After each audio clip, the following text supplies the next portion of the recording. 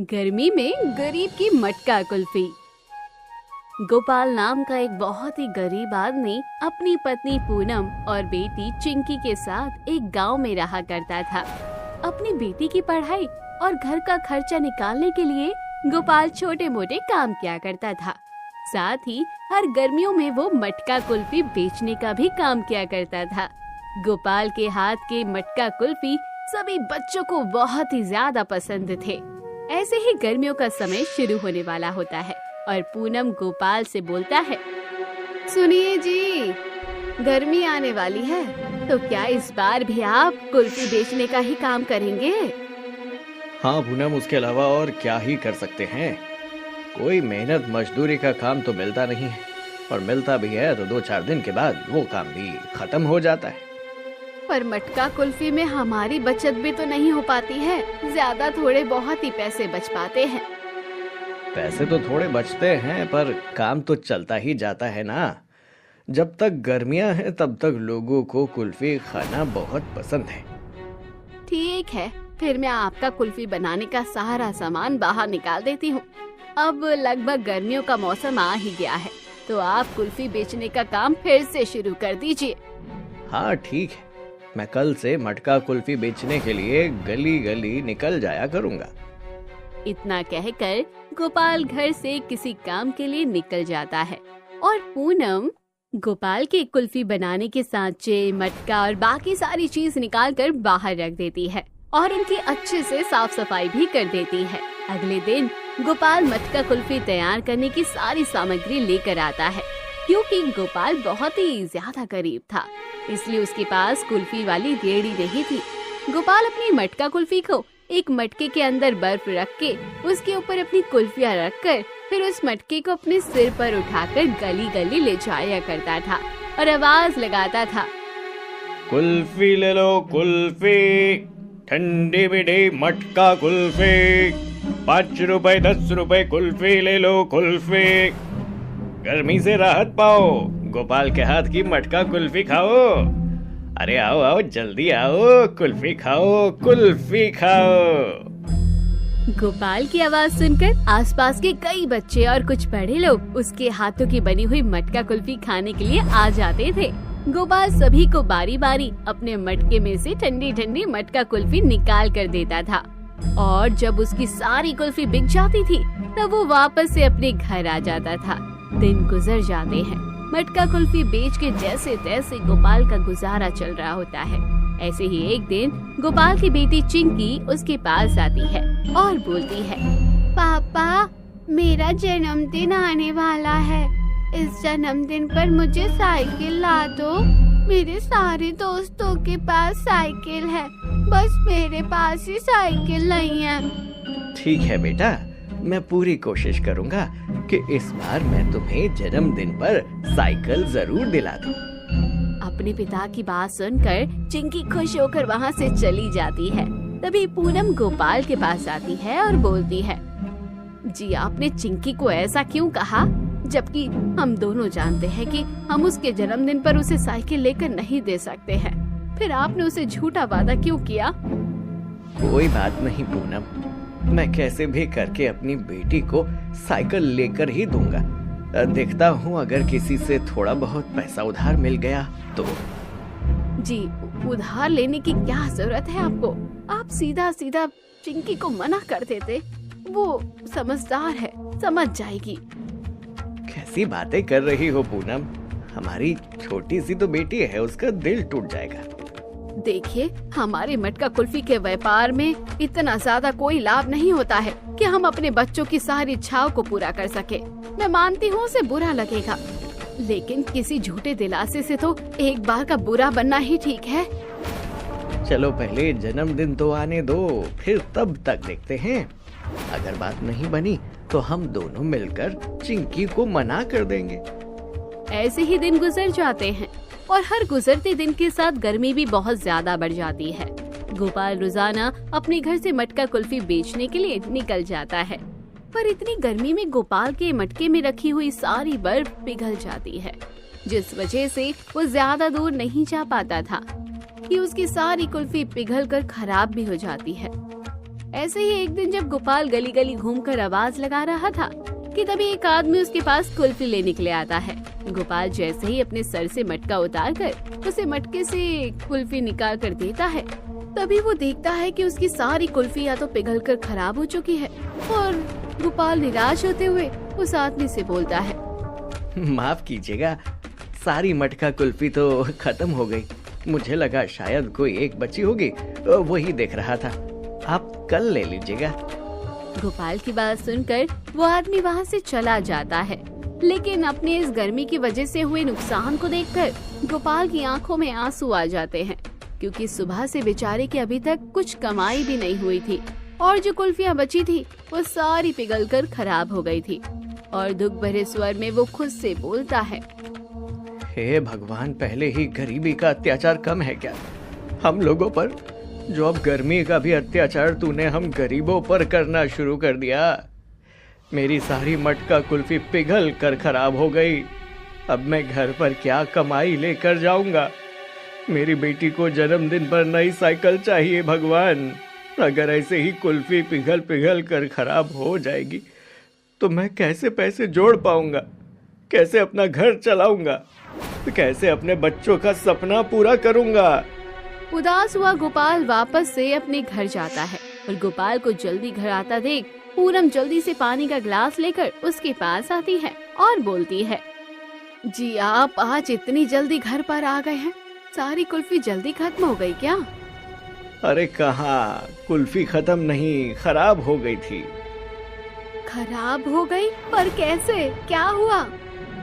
गर्मी ही इतनी ज्यादा है कि इंसान पिघल जाए तो कुल्फी क्या चीज है। मटके में रखी सारी बर्फ पिघल गई थी और सारी कुल्फी अभी पिघल कर एकदम गायब हो गई। जी मैं आपकी बात को समझ रही हूँ, हमें मटका कुल्फी बेचने के लिए उसे आइसक्रीम वाली रेहड़ी की जरूरत पड़ेगी ही, लेकिन हम वो रेहड़ी कैसे लेकर आए? यही तो समझ नहीं आ रहा। जमा जमाया काम है मटका कुल्फी बेचने का मेरा।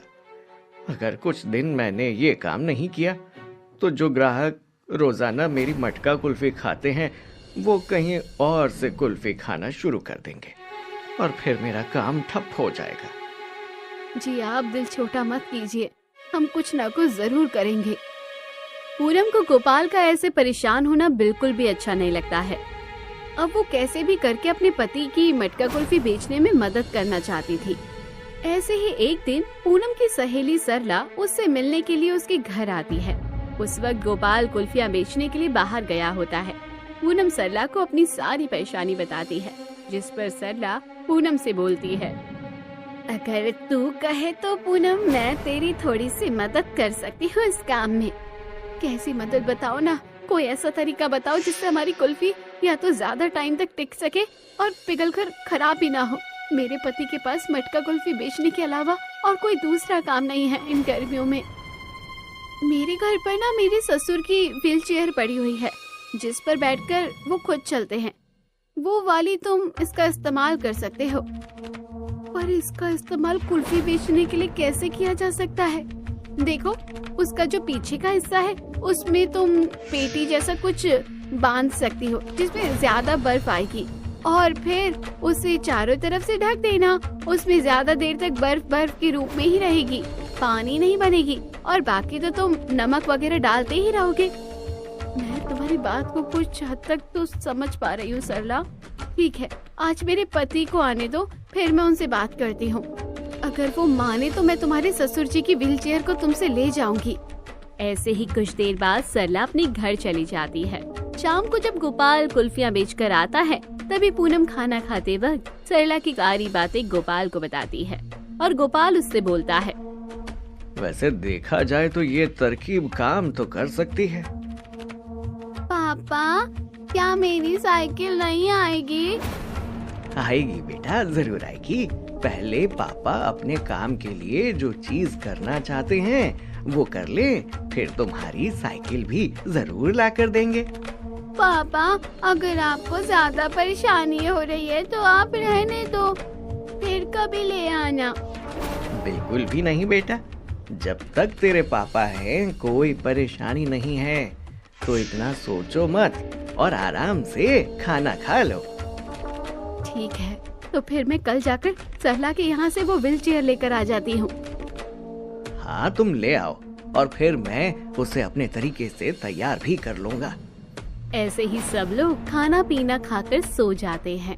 अगले दिन पूनम सरला के यहाँ से व्हील चेयर ले आती है और गोपाल कुल्फी बेचने को तैयार हो जाता है और व्हील चेयर को अपने मटका कुल्फी बेचने के लिए अपने तरीके से तैयार करने की कोशिश करता है।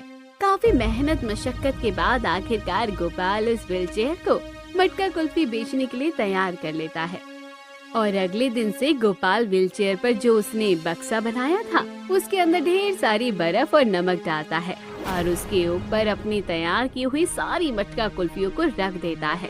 और दिन के मुकाबले आज गोपाल की मटका कुल्फी ज्यादा ठंडी रहती है और पिघलती भी नहीं है। व्हील चेयर पर कुल्फी बेचने की ये तरकीब आखिरकार रंग लाती है।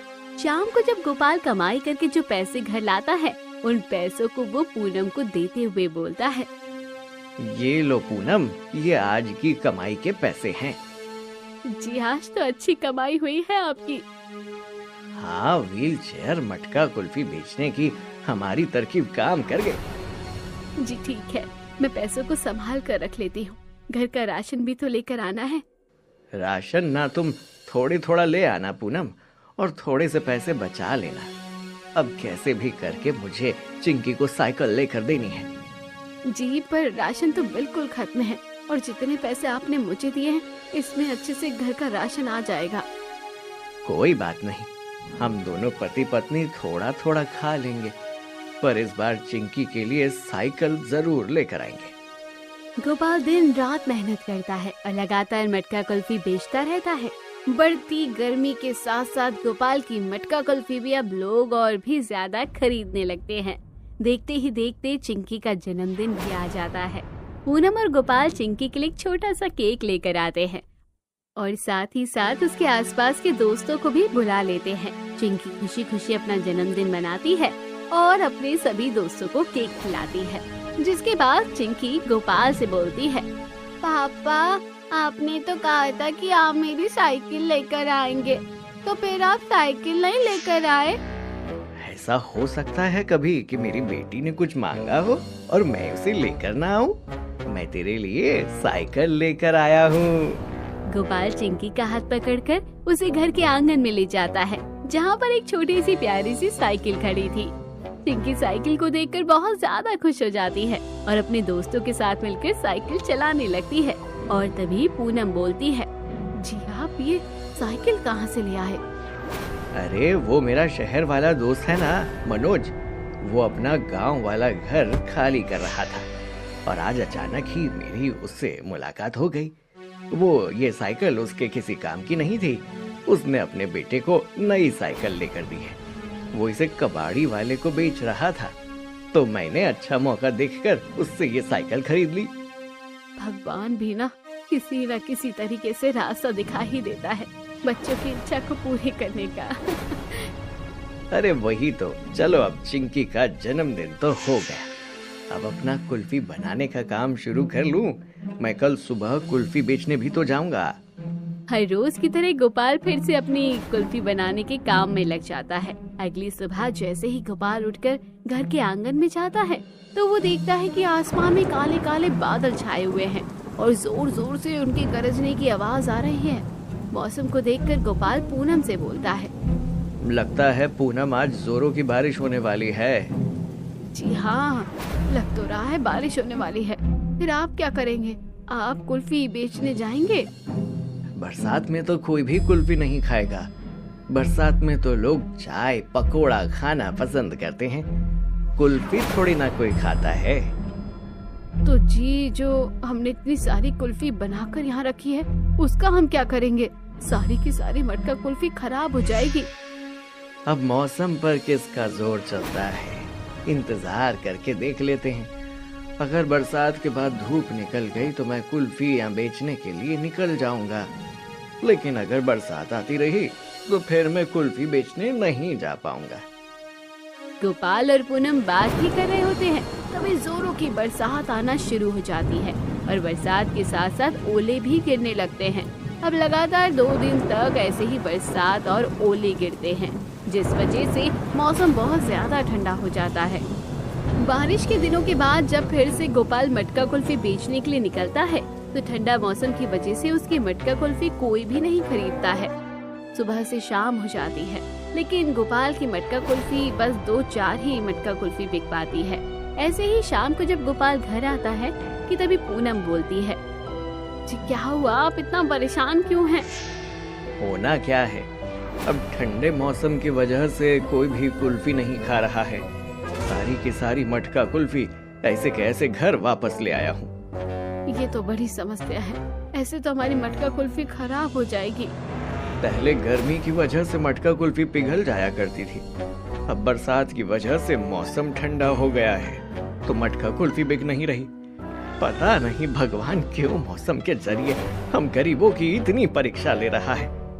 जी आप चिंता मत करिए, अब इसमें हमारा या प्रकृति का क्या कसूर है। गर्मी हो भी तो इतनी ज्यादा हो रही थी, बारिश तो आनी ही थी। पर हमारे लिए तो कोई भी मौसम सुख का नहीं है ना। गर्मी में हम गर्मी से परेशान हैं, व्यापार सही से नहीं चल रहा। अब अगर धक्का लगाकर व्यापार चल भी गया तो बरसात ने उस व्यापार को ठप कर दिया। अब हम जाएं तो कहाँ जाएं? चिंकी अपने माता पिता की सारी बातें सुन रही होती है। तभी चिंकी अपने माता पिता के पास आती है और बोलती है, पापा अगर आप बुरा ना मानो तो मैं कुछ कहूँ? बोलो बेटा, क्या बात कहना है? पापा मैं ये कहना चाहती हूँ, जरूरी नहीं है कि लोग सिर्फ गर्मी में ही मटका कुल्फी खाते हैं। मेरी स्कूल वाली मैडम बता रही थी वो तो सर्दियों में भी कुल्फी खाती है। शहर के लोग हर मौसम में कुल्फी खाते हैं। तो बेटा अब मैं तुम दोनों को छोड़कर शहर में कुल्फी बेचने के लिए थोड़ी ना जाऊंगा, और मेरे पास कोई साधन भी तो नहीं है ना। नहीं नहीं पापा, आपको शहर में कुल्फी बेचने की कोई जरूरत नहीं है। मैं तो सिर्फ आपसे ये कह रही हूँ कि आप मटका कुल्फी के साथ साथ और भी कुछ चीजें बेचना शुरू कर दो। बेटा तू साफ सीधा बोलना कि क्या कहना चाहती है। मैं कहना चाहती हूँ कि आप मटका कुल्फी के साथ मसाले वाला दूध, मसाले वाली छाछ और मीठी छाछ ये सब बेचना शुरू कर दो। अगर ठंडा मौसम में लोग कुल्फी नहीं खाते तो दूध तो पी ही लेंगे। चिंकी की बात सुनकर पूनम और गोपाल एक दूसरे के चेहरों की तरफ देखते हैं और अब गोपाल अपनी बचत किए हुए थोड़े पैसों से मटका कुल्फी के साथ साथ मीठी और मसाले वाली छाछ और साथ में मसाला दूध बेचना शुरू कर देता है। अब जिस दिन ज्यादा गर्मी होती उस दिन गोपाल दूध और छाछ को ठंडा करके ले आता, और जिस दिन मौसम ठंडा होता उस दिन वो दूध और छाछ को बिना ठंडा किए ले जाता।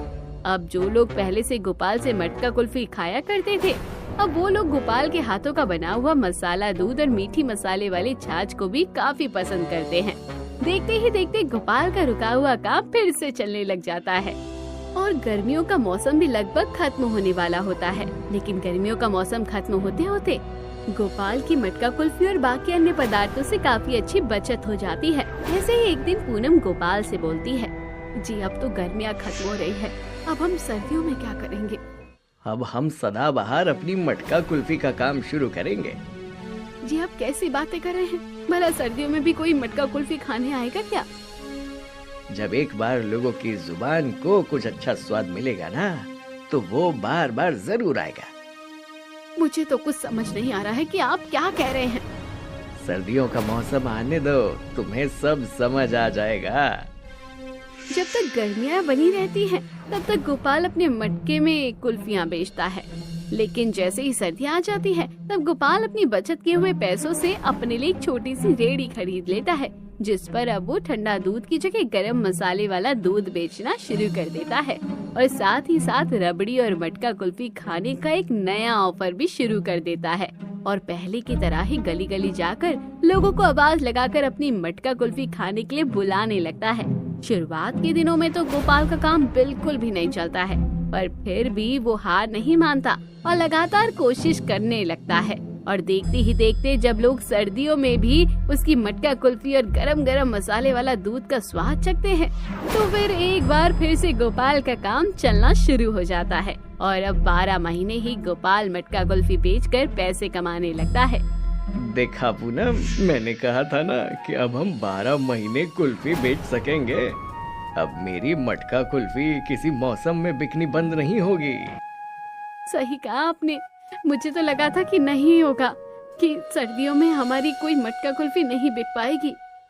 अगर स्वाद अच्छा हो ना तो सब कुछ बिकता है, हर मौसम में बिकता है। बस हमें कभी अपने स्वाद से बेईमानी नहीं करनी है। बिल्कुल सही कहा आपने, बेईमानी तो कभी की नहीं है और ना करेंगे। तो बस फिर हमारा व्यापार भी कभी बंद नहीं होगा। मैं ऐसे ही गली गली जाकर मटका कुल्फी बेचता रहूंगा। अब ऐसे ही गोपाल 12 महीने अपना मटका कुल्फी बेचने का काम शुरू रखता है।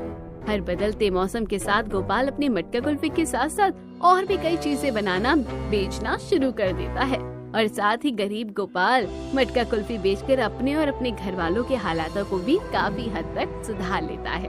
तो दोस्तों, कैसी लगी आपको ये कहानी कमेंट बॉक्स में जरूर बताइए। चैनल को अभी तक सब्सक्राइब नहीं किया है तो जरूर कर लीजिए। बीजापुर नामक एक गांव में एक अमीर सेठ दयाराम रहता था। जैसा उसका नाम था वैसा ही वो खुद भी था। भले ही वो पैसों से बहुत धनी था, परंतु उसके भीतर अहंकार का एक अंश मात्र भी नहीं था। उसके विवाह को 2 वर्ष बीत गए थे और उसकी पत्नी गर्भ से थी, इसलिए वो अपनी पत्नी का पहले से भी कई ज्यादा ध्यान रखता था। मैं चाहता हूँ कि मेरी संतान भी बिल्कुल मेरी तरह बने। मेरी संतान के भीतर कभी भी किसी तरह का अहंकार न आए। आप चिंता मत कीजिए जी, जब सबके लिए आपका स्वभाव इतना अच्छा है तो आपकी संतान भी बिल्कुल आपके जैसी ही होगी। कुछ महीने बीतते हैं और सुषमा अपनी संतान को जन्म देती है। उसके घर में एक बहुत ही सुंदर सी कन्या ने जन्म लिया था। दयाराम ने बड़े ही धूमधाम से अपनी पुत्री के जन्म का समारोह पूरे गांव में करवाया। सब गांव वालों के लिए भोजन की व्यवस्था करवाई। पंडित जी उनकी पुत्री का नामकरण करने के लिए आए। हम आपकी पुत्री का नाम आयुषी रखते हैं, परंतु आपको एक बात का खास ध्यान रखना होगा। आपकी पुत्री के ग्रह नक्षत्र देखकर ये पता लग रहा है कि इनका व्यवहार बाद में अहंकारी होगा, इसलिए आपको इनकी परवरिश पर खास ध्यान देना होगा। परंतु पंडित जी, जहाँ तक मैंने सुना है और देखा है, संतान का स्वभाव तो उसके माता पिता के स्वभाव पर निर्भर करता है, क्योंकि बच्चा जैसा देखता है वैसा ही सीखता है। ना तो मेरे अंदर कोई अहंकार है और ना ही मेरी पत्नी के भीतर, तो हमारी पुत्री अहंकारी कैसे बनेगी? जरूरी नहीं है सेठ जी कि बच्चों का स्वभाव हमेशा माता पिता जैसा हो। कभी कभी स्थिति कुछ भिन्न भी हो जाती है। हाँ, आप ध्यान रखना। पंडित जी आयुषी का नामकरण करके वहाँ से चले जाते हैं, परंतु उनके जाने के बाद भी उनकी कही हुई बातें दयाराम के मन में घूमती रहती हैं। आज मैंने आपके लिए आपकी पसंद का भोजन बनाया है। इतने दिनों से रसोई घर में जा ही नहीं रही थी, तो आपको भी आपकी पसंद का खाना बनाकर नहीं खिला पा रहे थे, लेकिन अब मेरी तबीयत ठीक है, तो अब पहले की तरह ही हर रोज आपके लिए आपका पसंदीदा भोजन बनाऊंगी। सुषमा दयाराम की थाली में भोजन परोसती है और खुद भी खाना खाने के लिए बैठ जाती है। वो खाने का कुछ निवाला खाती है कि तभी उसका ध्यान दयाराम की थाली पर जाता है। उसकी थाली में भोजन यूं का यूं ही रखा था। अरे, आपने तो अभी तक खाना शुरू ही नहीं किया और आप लोग भी मुझे बड़े चिंतित लग रहे हैं, क्या बात है? कुछ नहीं सुषमा, बस पंडित जी ने जो कहा वही बातें मेरे दिमाग में घूम रही है। मैं आपकी चिंता समझ रही हूँ, परंतु आप इतना मत सोचिए और हम अपनी पुत्री की अच्छी तरह परवरिश करेंगे। मुझे पूर्ण विश्वास है कि यदि हम अपनी पुत्री को अच्छे संस्कार देंगे तो वो ऐसी नहीं बनेगी। सुषमा दयाराम को समझाकर उसके मन को हल्का करती है। इसी तरह कुछ वर्ष बीतते हैं, परंतु दयाराम हमेशा अपनी पुत्री की चिंता में ही रहता है। कुछ वर्ष बाद उनकी बेटी बड़ी होती है और उसके व्यवहार में उन्हें साफ साफ उसका अहंकार दिखाई देने लगता है। एक दिन घर में काम करने वाली रजनी उनकी बेटी के कमरे की सफाई कर रही थी कि तभी उसे वहाँ बहुत सुंदर इत्र की शीशी दिखाई दी। लगता है ये वही इत्र की शीशी है जो आयुषी दीदी लगाती है। मुझे उनके इत्र की खुशबू बहुत अच्छी लगती है। मैं एक बार इस इत्र की शीशी पर नाम देखती हूँ तो अपने लिए भी यही खरीद के लाऊंगी। रजनी इत्र की शीशी पर इत्र का नाम देखने के लिए शीशी को उठाती है कि तभी आयुषी कमरे में आ जाती है और रजनी के हाथ में इत्र की शीशी देखकर उस पे चिल्लाने लगती है। तुम्हारी हिम्मत कैसे हुई मेरी इत्र की शीशी को उठाने की? मुझे पता है कि तुम इसे चुरा कर ले जाने वाली थी। बहुत दिनों से तुम्हारी नजर है इस पर। नहीं दीदी, आप गलत सोच रही है। मैं तो बस इस इत्र की शीशी पर लिखा हुआ नाम पढ़ रही थी। मुझे इसकी खुशबू बहुत अच्छी लगती है, तो सोचा था कि बाजार से इसे खरीद लूंगी। इसलिए बस इसके ऊपर लिखा हुआ नाम पढ़ रही थी। मेरे सामने ज्यादा होशियार मत बनो। तुम जैसे लोगों को ना मैं अच्छी तरह से जानती हूँ। और तुमने सोचा भी कैसे कि जो इत्र मैं लगाती हूँ वो इत्र तुम खरीद कर ला पाओगी? जितनी तुम्हें तनख्वाह मिलती है ना उससे 10 गुना कीमत का है ये इत्र। इतनी औकात नहीं है तुम्हारी कि इसे खरीद पाओ, इसलिए चुराने आई थी इसे। हाँ, नहीं दीदी, मैं इसे चुराने नहीं आई थी, मेरी बात पर भरोसा कीजिए। चोर कहीं की, चुप करो तुम। अभी पिताजी से कहकर तुम्हें काम से निकलवाती हूँ। आज मेरे इत्र की शीशी चुरा रही हो, कल तो घर के गहने लूट कर ले जाओगी। रजनी आयुषी को बार बार समझाने की कोशिश करती है, परंतु आयुषी के भीतर तो उसका घमंड भरा था, इसलिए वो उसकी कोई बात नहीं सुनती और सीधे उसे अपने माता पिता के सामने ले जाती है। माँ, पिताजी, इसने घर में चोरी करने की कोशिश की है, इसलिए इसे अभी के अभी काम से निकाल दीजिए। नहीं नहीं, मैंने कोई चोरी नहीं की है, मैं तो बस दीदी के इत्र की शीशी पर लिखा नाम देख रही थी। मेरी माँ इतने सालों से आपके यहाँ पर काम कर रही है और मैं भी पिछले 3 सालों से यहाँ पर काम कर रही हूँ। जब आज तक हम लोगों ने ऐसा कुछ नहीं किया तो अब क्यों करेंगे? हमें क्या पता आज तक तुमने ऐसा कुछ किया है या नहीं किया। माँ और पिताजी तो कभी इन बातों पर ध्यान देते नहीं, वो तो तुम लोगों पर अंधों की तरह भरोसा करते हैं, परंतु मैं ऐसी नहीं हूँ। तुम मुझे बेवकूफ नहीं बना सकती। बस बस बहुत हो गया आयुषी, ये लोग हमारे घर पर इतने सालों से काम कर रहे हैं और आज तक इन्होंने कभी हमारा भरोसा नहीं तोड़ा। तुम्हें रजनी से इस तरह बातें नहीं करनी चाहिए थी। रजनी, तुम अंदर जाकर अपना काम करो। परंतु माँ, मुझे तुम्हारी कोई बात नहीं सुननी आयुषी। दिन ब दिन तुम्हारे भीतर का अहंकार बढ़ता ही जा रहा है। यदि अपना व्यवहार ऐसा ही रखोगी तो तुमसे कोई विवाह नहीं करेगा।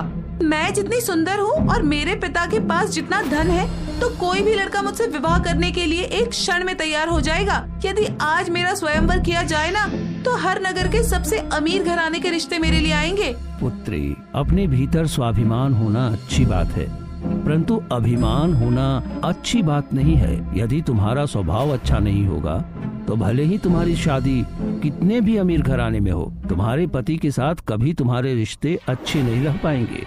इसलिए अपने व्यवहार को सुधारो। आयुषी के माता पिता उसे उसके व्यवहार को लेकर बहुत समझाते थे, लेकिन अपने पिता के धनी होने का घमंड उसके सर पर सवार था। एक दिन उसके लिए एक रिश्ता आया।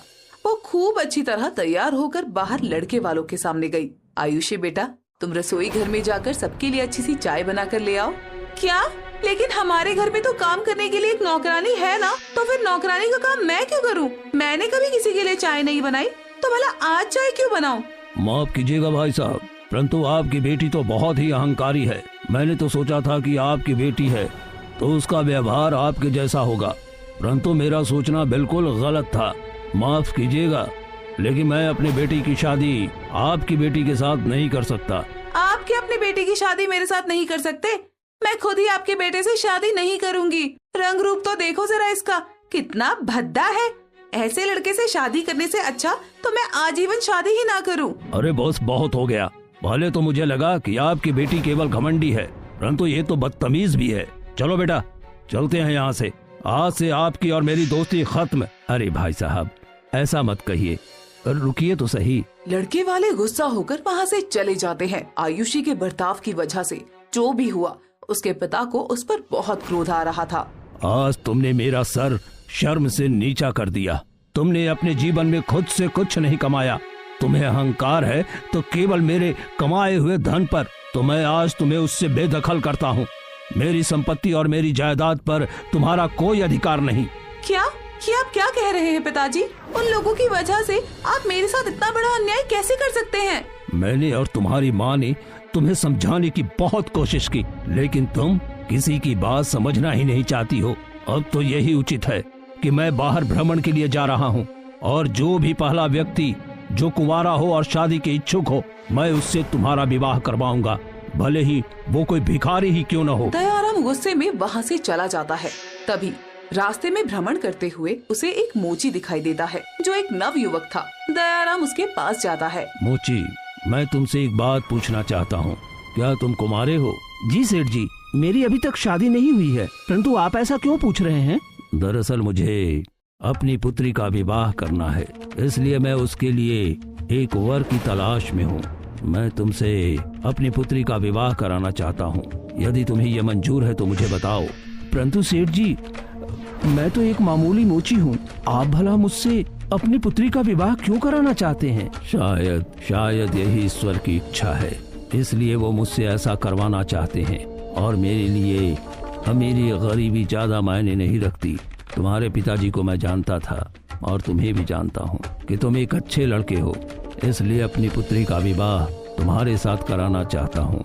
मोची अपने पिता से बात करता है और दयाराम अपनी बेटी की शादी मोची से करवा देता है। शादी के बाद आयुषी पहली बार अपने ससुराल जाती है तो वहाँ की हालत देखकर उन लोगों को तरह तरह की बातें कहने लगती है। छी छी, ये घर है या कोई खंडर है? इस घर से बड़ी तो मेरे घर की रसोई थी।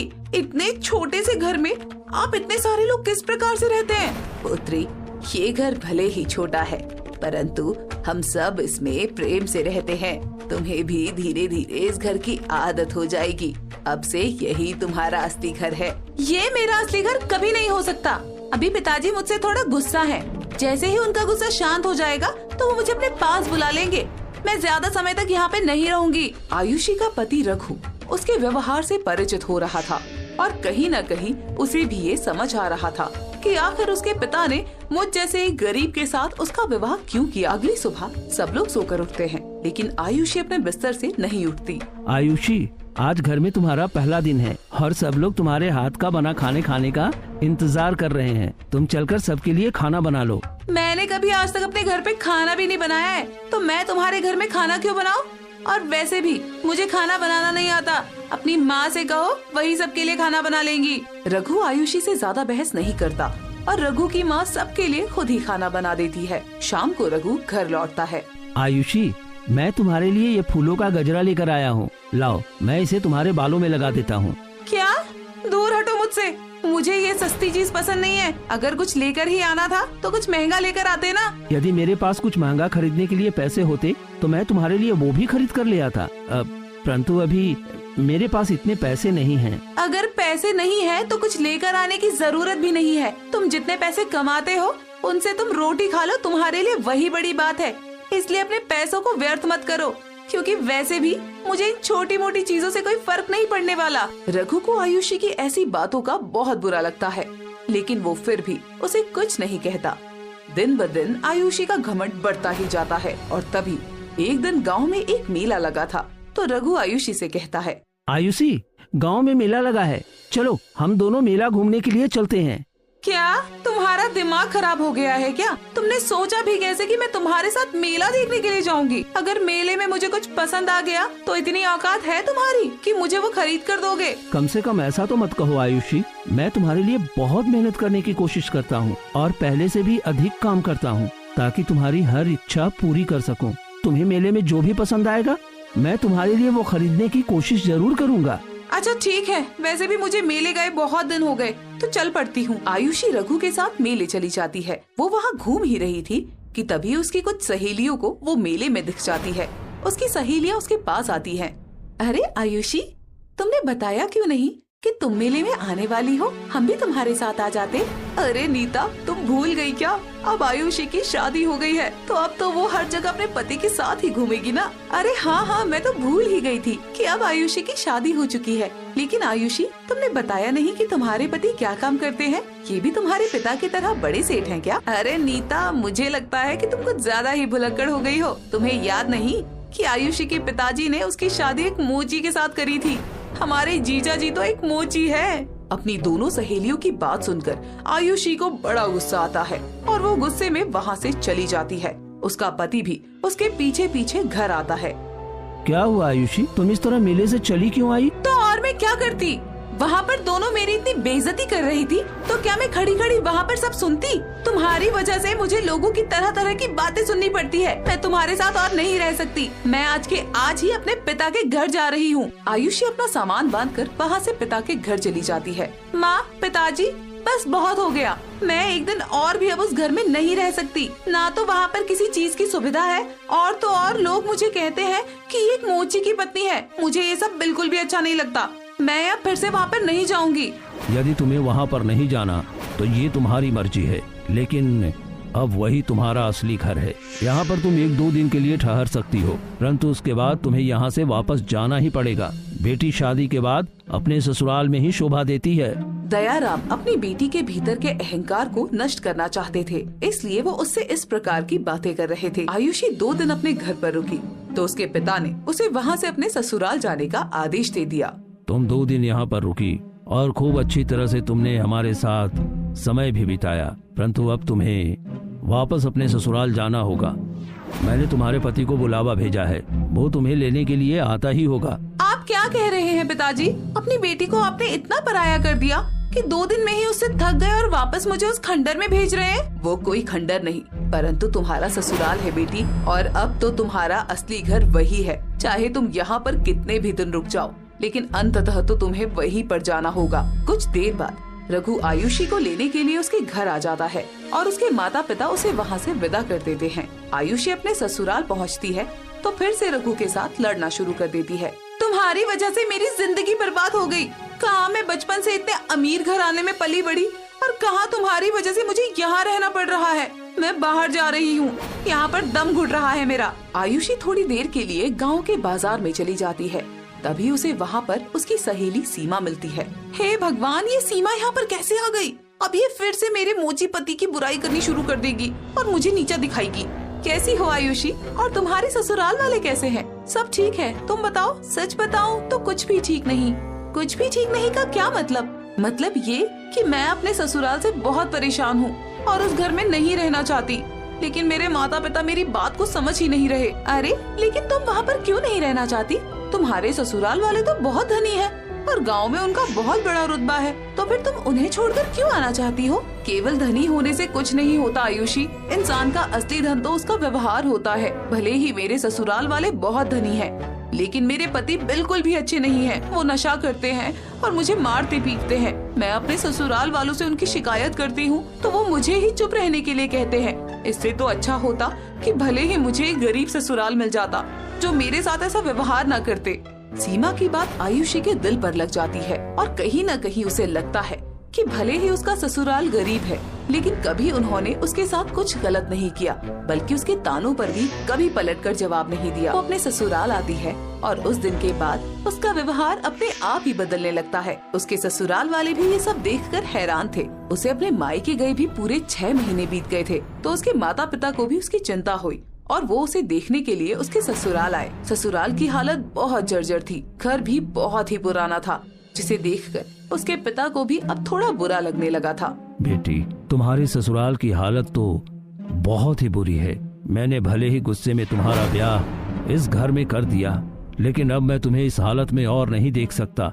मैं फिर से तुम्हें अपनी संपत्ति का अधिकारी बनाता हूँ। तुम यहाँ पे रह सकती हो।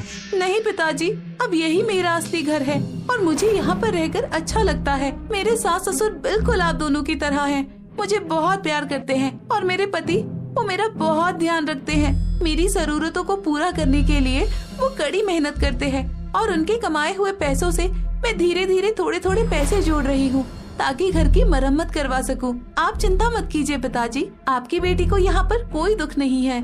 आयुषी की ये बातें सुनकर उसके माता पिता हैरान रह जाते हैं, क्योंकि उसके भीतर का अहंकार बिल्कुल नष्ट हो चुका था। दरवाजे के पीछे छिपा उसका पति रघु भी सारी बातें सुनता है और उसकी आंखें भर आती हैं। आयुषी के माता पिता उसके अहंकार को उसे दूर करना चाहते थे, जो हो चुका था। इसलिए आयुषी के पिता अपनी संपत्ति आयुषी के नाम पर कर देते हैं। लेकिन इतनी बड़ी संपत्ति की मालकिन बनने के बाद भी अब आयुषी के भीतर अहंकार का बीज दोबारा जन्म नहीं लेता।